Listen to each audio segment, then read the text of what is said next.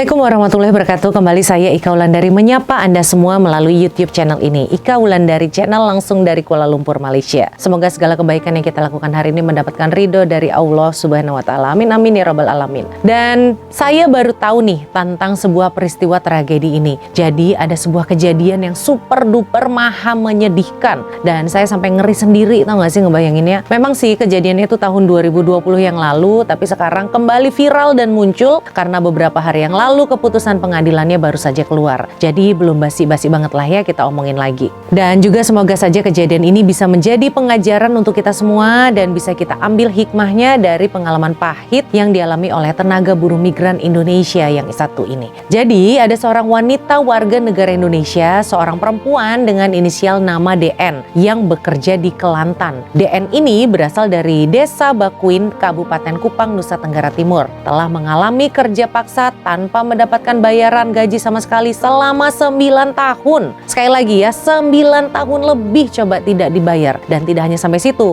si Mbak DN ini juga mengalami kekerasan fisik hingga pendengarannya terganggu. Ini benar-benar ya majikannya super duper kejam banget.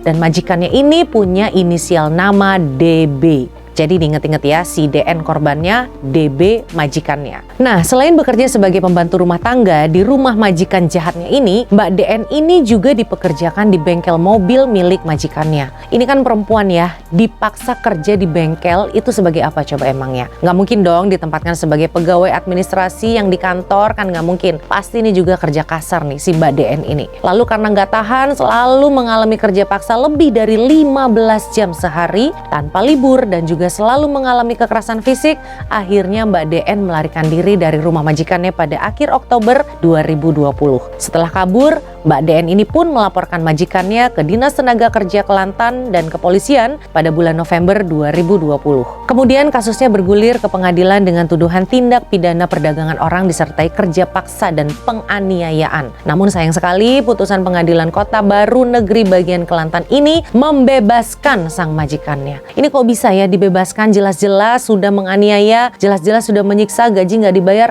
kok bisa bebas coba? Karena apa coba? Lalu KBRI KL pun mengetahui kasus dan keputusan ini dan Bapak Dubes Hermono pun mengatakan bahwa keputusan ini tentu saja sangat mengecewakan dan tidak memberi keadilan kepada korban kerja paksa dan kekerasan fisik selama bertahun-tahun ini. Dubes juga mengatakan bahwa KBRI KL telah meminta jaksa untuk mengajukan banding atas putusan tersebut. Dan sejalan dengan proses pengadilan pidana di tingkat banding, KBRI KL telah menunjuk pengacara untuk menuntut majikannya di peradilan perdata. Ini baru mantap ya, sudah punya pengacara nih si Mbak DN ini. Dan apabila majikannya tidak memberikan tanggapan dalam 7 hari sejak surat diterima, maka sebagai tindak lanjut pengacara akan mendaftarkan tuntutan secara resmi. Dan menurut Pak Dubes beberapa hari yang lalu, berdasarkan data yang dijumlahkan untuk tunggakan gajinya si Mbak DN ini, KBRI KL sudah menghitung dan estimasinya kira-kira 200.000 ringgit.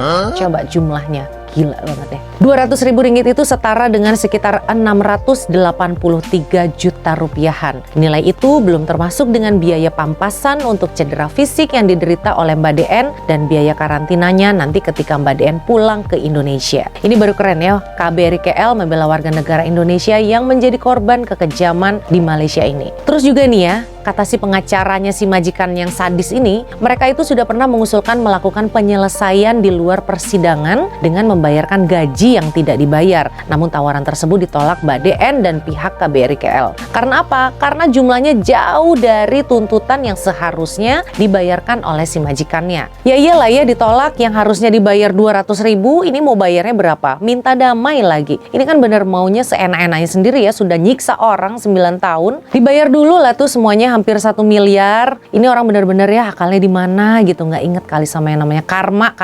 Sungguh-sungguh kasihan ya saudara kita si Mbak DN ini, dan mungkin kasus ini adalah satu dari ratusan kasus lainnya yang dialami oleh kita sebagai pekerja di Malaysia ini. Mengalami kerja paksa, majikan gak bayar gaji, paspor dan dokumen ditahan, dilarang menghubungi keluarga, dilarang berkomunikasi dengan orang luar, dan penindasan ini tidak hanya terjadi di sektor rumah tangga saja, tapi juga terjadi di sektor perkebunan atau juga di bangunan dan juga yang lain-lainnya. Dan untuk Anda semuanya, saudara-saudaraku yang menyaksikan video ini, semuanya yang pernah menjadi korban kerja paksa atau melihat ada saudara kita yang lainnya yang orang Indonesia juga mengalami penyiksaan, tolonglah lapor ke kedutaan, lari ke sana. KBRI KL itu adalah rumah kita semua. Pasti kita akan dilindungi di KBRI. Di sana ada Pak Satpam dan pihak keamanan yang 24 jam ada di pos di depan KBRI. Nggak usah takut, apalagi kita menjadi korban dari kekejaman majikan kita. Anda ada paspor, Anda nggak punya paspor, datang aja lah ke KBRI. Selagi kita ini masih orang Indonesia, masih warga negara Indonesia, kita masih bisa minta perlindungan di KBRI maupun di KJRI. Oke, baik, sampai di sini ulasan mengenai kasusnya Mbak DN ini, dan kita doakan semoga Mbak DN segera mendapatkan keadilan, uangnya yang hampir 1 miliar itu dibayar dengan tuntas, traumanya Mbak DN ini bisa hilang, bisa berkumpul lagi dengan keluarganya, dan majikannya segera mendapatkan hukuman yang seberat-beratnya. Saya Ika Wulandari, wassalamualaikum warahmatullahi wabarakatuh.